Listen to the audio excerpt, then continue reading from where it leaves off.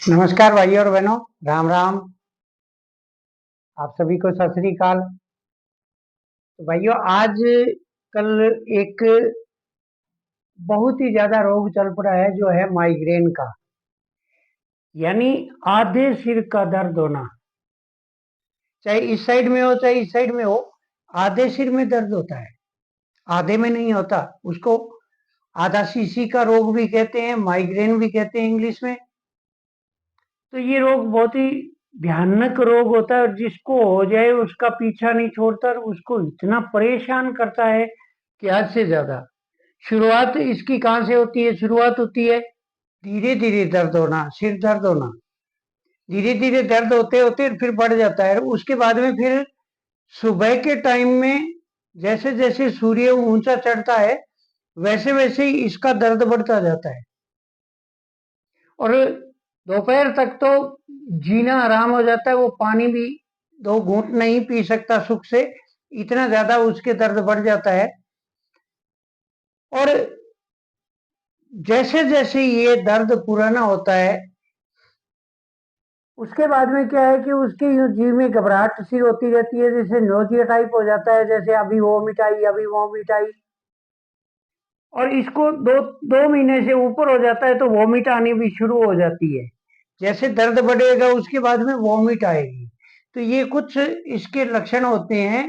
आधे सिर में दर्द होना, वोमिट आना, नोजिया टाइप अपने आप में लगना, यानी मितली टाइप लगना, ये सब इसके लक्षण होते हैं।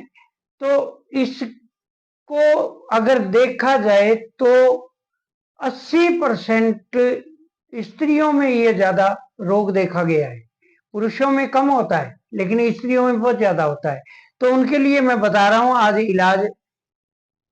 आप वीडियो को स्किप ना करें, बहुत ही ठीक इलाज बता रहा हूं। इससे पहले कि मैं रिक्वेस्ट किया करता हूं कि मेरा जो ये चैनल है रवि गिरी बाबा का सत्य, इसको सब्सक्राइब कर लो और पास में जो बेल आइकन है उस बेल आइकन को दबा दो। आपको मेरे वीडियो जो है टाइम टू टाइम मिलने लग जाएंगी। अब आप वैसे याद रख सकते हैं तो ठीक है, नहीं तो कॉपी पेन ले लो। और मेरा जो नुस्खा है, मैं आपको 2-3 नुस्खे बताऊंगा जिससे आपका सिर दर्द ठीक हो जाएगा।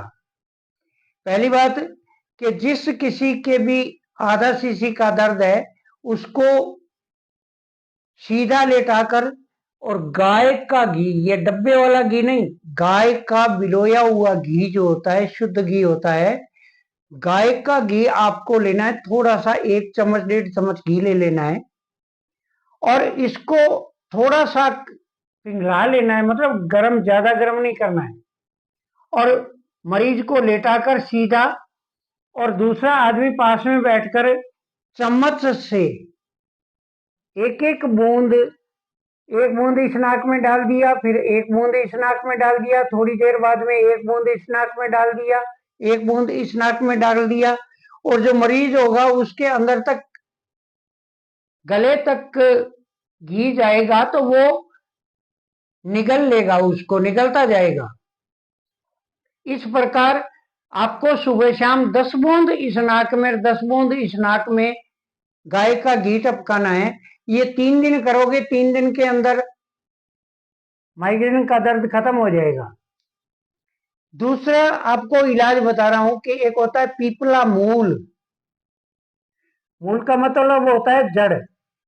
पीपला मूल घर लाकर उसका पाउडर बना लो, यानी 20-30 ग्राम ले आओ आप और उसका पाउडर बना लो। पाउडर बना के उसको क्या करना है कि गाय का घी ले लो 20-30 ग्राम, उसके अंदर आधा चम्मच पौना चम्मच ये पीपला मूल का पाउडर मिला लो और फिर सिर के अंदर, जड़ों के अंदर, बालों की जड़ों के पास में ये घी से यूं मालिश करो। इससे मालिश करने से भी माइग्रेन का दर्द खत्म हो जाता है। अब तीसरा उपचार आपको और बता रहा हूं जो आपके कई रोगों को ठीक करेगा। साइनस को ठीक करेगा, बार बार होने वाले जुकाम को ठीक करेगा, नजला बन गया उसको ठीक करेगा, और सिर दर्द को तो बिल्कुल जड़ से ही गायब कर देगा। कितना भी पुराना नजला हो, नाकों से पानी गिरना, आंखों में जलन होना, ये सब होगा। तो ऐसे में मैं अब जो नुस्खा बता रहा हूं ये सभी बीमारियों में काम देगा। आप करके देखना, बहुत ही सटीक उपाय बता रहा हूं मैं। अब आपको क्या करना है कि बाजार जाके 2 खोपरा गट ले आना है। जो साबुत खोपरे होते हैं, नारियल का साबुत नारियल होता है, वो लेके आना है। दो दो बड़े देख के पीस ले आओ। और साथ में आप पाव भर यानी 250 ग्राम खसखस ले आओ। खसखस जिसको पोपी सीड कहते हैं, पोस्तदाना भी कहते हैं, ये ले आओ आप।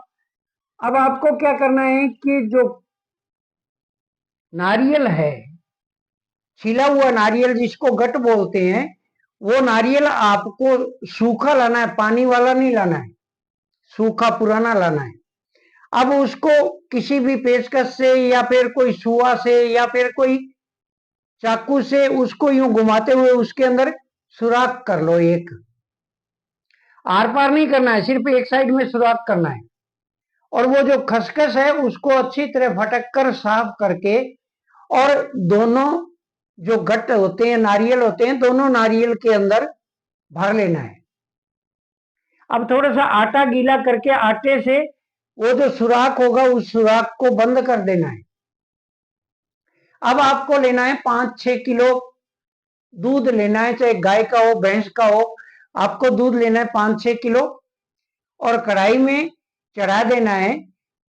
जब वो उबलने लगे उस टाइम दोनों नारियल कढ़ाई में डाल दो और करछे से हिलाते रहो, हिलाते हिलाते, और उसका मावा बन जाएगा। मावा बनना शुरू हो जाएगा जब दूध एकदम गाढ़ा हो जाएगा कि अब तो मावा बन रहा है, उस टाइम दोनों नारियल को निकाल लो।